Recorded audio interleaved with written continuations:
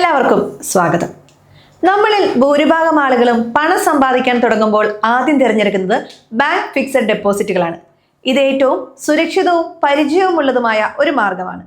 എന്നാൽ ഇന്നത്തെ ഉയർന്ന പണപ്പെരുപ്പത്തിന്റെ കാലത്ത് FDയിൽ മാത്രം പണം നിക്ഷേപിച്ചാൽ നമ്മുടെ സമ്പാദ്യത്തിന്റെ യഥാർത്ഥ മൂല്യം കുറഞ്ഞു പോകാൻ സാധ്യതയുണ്ട്. ഈ വീഡിയോയിൽ പ്രവാസികൾക്കും തുടക്കക്കാരായ നിക്ഷേപകർക്കും തങ്ങളുടെ നിക്ഷേപം എങ്ങനെ കൂടുതൽ ലാഭകരമാക്കാമെന്നാണ് നമ്മൾ ചർച്ച ചെയ്യുന്നത്. ഗവൺമെന്റ് സെക്യൂരിറ്റീസുകളും കോർപ്പറേറ്റ് ബോണ്ടുകളും FDയേക്കാൾ മികച്ചതാണോ? RBI റീറ്റെയിൽ ഡയറക്റ്റ് വഴി ഇവയിൽ എങ്ങനെ എളുപ്പത്തിൽ നിക്ഷേപിക്കാം? കൂടാതെ ലിക്വിഡിറ്റിയും ടാക്സേഷനും ശ്രദ്ധിച്ചില്ലെങ്കിൽ വരുവാൻ സാധ്യതയുള്ള പ്രധാന തെറ്റുകൾ എന്തൊക്കെയാണെന്നും ഈ വീഡിയോയിൽ നമ്മൾ വിശദീകരിക്കുന്നുണ്ട്. ഇന്ന് ഈ വീഡിയോയിൽ നമ്മളോടൊപ്പം ചേരുന്നത് ഫിനാൻഷ്യൽ അഡ്വൈസർ റെജി തോമസ് ആണ്. ഒരു ഫിക്സഡ് ഡെപ്പോസിറ്റിൽ നമ്മൾ ഇൻവെസ്റ്റ് ചെയ്യുന്നത്, നമ്മൾ മുതലീട് ചെയ്യുന്ന മുഖ്യ ഇമ്പോർട്ടൻറ്റ് റീസൺ എന്താണെന്ന് വെച്ചാൽ അതിൻ്റെ സ്റ്റെബിലിറ്റിയാണ് most important factor.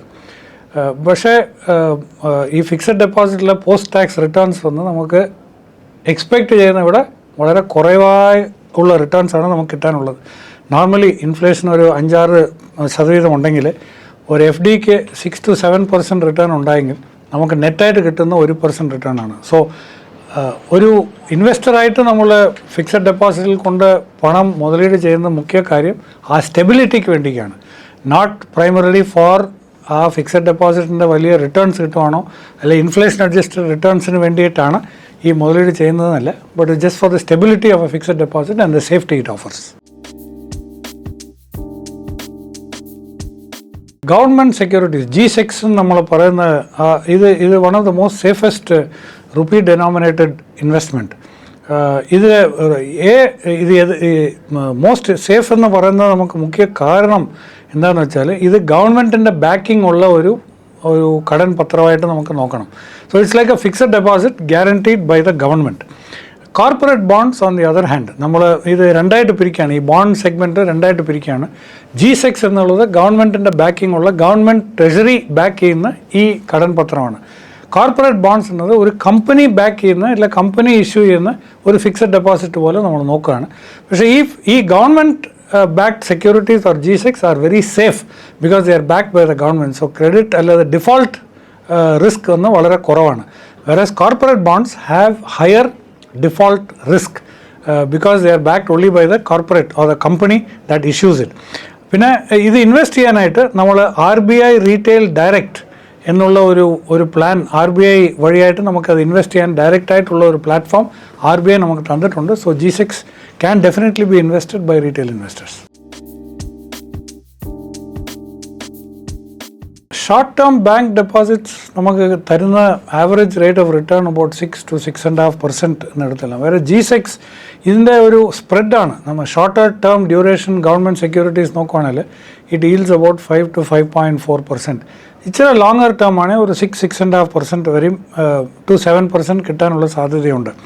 G-Secs so R government securities അങ്ങനെ റിട്ടേണിൻ്റെ ബേസിസിൽ നമ്മൾ കമ്പയർ ചെയ്യുകയാണെങ്കിൽ G-Secs are not automatically superior to fixed deposits right now.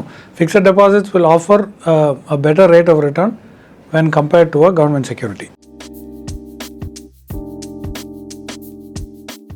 ഇപ്പോൾ കോർപ്പറേറ്റ് ബോണ്ട്സിൽ നമ്മൾ മുതലീട് ചെയ്യുമ്പോൾ നമ്മൾ മുഖ്യമായിട്ട് മോസ്റ്റ് ഇമ്പോർട്ടൻ്റ് ആയിട്ട് നോക്കേണ്ട ഒരു കാര്യം ക്രെഡിറ്റ് റേറ്റിംഗ് ആണ്.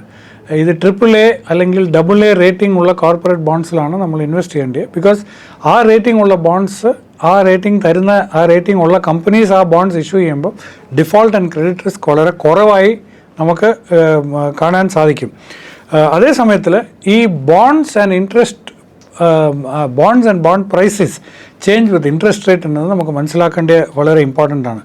മാർക്കറ്റിലുള്ള ഇൻട്രസ്റ്റ് റേറ്റ്, അതായത് ഈ ഇൻട്രസ്റ്റ് റേറ്റ് ഒന്ന് കൂടുവാണെങ്കിൽ ബോണ്ട് പ്രൈസസ് വന്ന് കുറയാനായിട്ടുള്ള ഒരു സാധ്യത ഉണ്ട്. അതേ സമയത്തിൽ മാർക്കറ്റിലുള്ള ഇൻട്രസ്റ്റ് റേറ്റ് കുറഞ്ഞെങ്കിൽ ബോണ്ട്സിൻ്റെ പ്രൈസ് കൂടാനായിട്ടുള്ള ഒരു സാധ്യതയുണ്ട്. So they move inversely. Bond prices and interest rate move inversely. ഒരു റെസിഡൻറ്റ് ഇൻഡിവിജ്വലായിട്ട് നമുക്ക് RBIയുടെ റീറ്റെയിൽ ഡയറക്റ്റ് അക്കൗണ്ട് ആ KYC ഫാക്ടേഴ്സ് കംപ്ലീറ്റ് ചെയ്ത് നമുക്ക് തന്നെ ഓപ്പൺ ചെയ്യാനായിട്ടുള്ള ഒരു പ്രൊസീജിയർ RBI നമുക്ക് തന്നിട്ടുണ്ട്. ആ വെബ്സൈറ്റിലോട്ട് പോയാൽ ആ KYC കംപ്ലീറ്റ് ചെയ്യണം. So this becomes your underlying platform. നമുക്ക് എല്ലാത്തിനും ഒരു KYC ആവശ്യമാണല്ലോ. ആ KYC അടിപ്പടയിൽ നമുക്ക് ഈ ഗവൺമെൻറ് സെക്യൂരിറ്റിയിൽ ഇൻവെസ്റ്റ് ചെയ്യാൻ പ്രൈമറി മാർക്കറ്റ് വഴിയായാലും ശരി, സെക്കൻഡറി മാർക്കറ്റ് വഴിയായാലും ശരി, ഇത് ഇൻവെസ്റ്റ് ചെയ്യാനുള്ള ഒരു ഫീസിബിലിറ്റി, ഒരു പ്ലാറ്റ്ഫോം നമുക്ക് തരാനായിട്ടുള്ള ഒരു പോസിബിലിറ്റി ഉണ്ട്.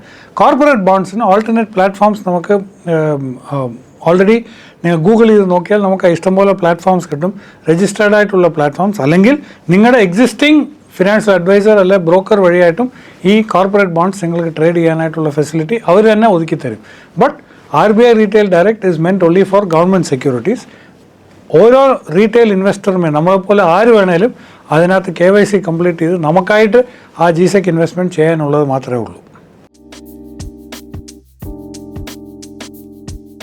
പൊതുവേ നമ്മൾ ഈ ബോണ്ടിൽ ഇൻവെസ്റ്റ് ചെയ്യുമ്പോൾ ഹയസ്റ്റ് റിട്ടേൺ തരുന്ന ബോണ്ടിലായിരിക്കും നമ്മൾ നോക്കുന്നത്. ബിക്കോസ് നമ്മുടെ ഇൻവെസ്റ്റ്മെൻറ്റ് ലോജിക് ഹയസ്റ്റ് റിട്ടേൺ നമ്മൾ എടുക്കാനായിട്ടുള്ള ഒരു നോട്ടമാണ്. സോ ഹയസ്റ്റ് കൂപ്പൺ ചേസ് ചെയ്യുമ്പോൾ that becomes sometimes also the most risky investment. രണ്ടാമത്, ഒരു ബോണ്ട് നമ്മൾ വാങ്ങിക്കുകയാണെങ്കിൽ അതിൻ്റെ ലിക്വിഡിറ്റി എന്തുമാത്രം ഉണ്ടെന്ന് നമുക്ക് അന്വേഷിക്കണം. How easily we can get in, how easily we can get out.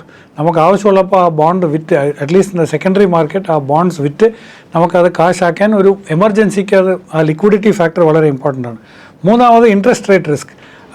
Is the interest rate likely to change in the nearest scenario? And lastly, taxation വളരെ important ആയിട്ട് ഈ ബോണ്ട്സ് വാങ്ങിക്കുമ്പോൾ അതിൻ്റെ റിട്ടേൺസ് നമുക്ക് എങ്ങനെയാണ് ആ ടാക്സേഷൻ മാറാൻ, അത് ഇമ്പാക്റ്റ് ചെയ്യുന്നതെന്നതും നമ്മൾ അന്വേഷിച്ചിട്ട് വേണം ആ മുതലീടുകൾ ചെയ്യാൻ. ഒരു പോർട്ട്ഫോളിയോ ഒരു മാനേജ്മെൻറ്റ് പോർട്ട്ഫോളിയോ നമ്മൾ ഉണ്ടാക്കുകയാണെങ്കിൽ, ഒരു മണി പോർട്ട്ഫോളിയോ നമ്മൾ ഉണ്ടാക്കുകയാണെങ്കിൽ വളരെ ഇമ്പോർട്ടൻ്റ് ആയിട്ട് നമ്മൾ നോക്കേണ്ടത് സ്റ്റെബിലിറ്റി പ്ലസ് ഗ്രോത്ത് ആണ്. സോ ആ സ്റ്റെബിലിറ്റി എന്നുള്ള സൈഡിൽ നോക്കുകയാണെങ്കിൽ we need government securities, corporate bonds that yield a certain amount of stability.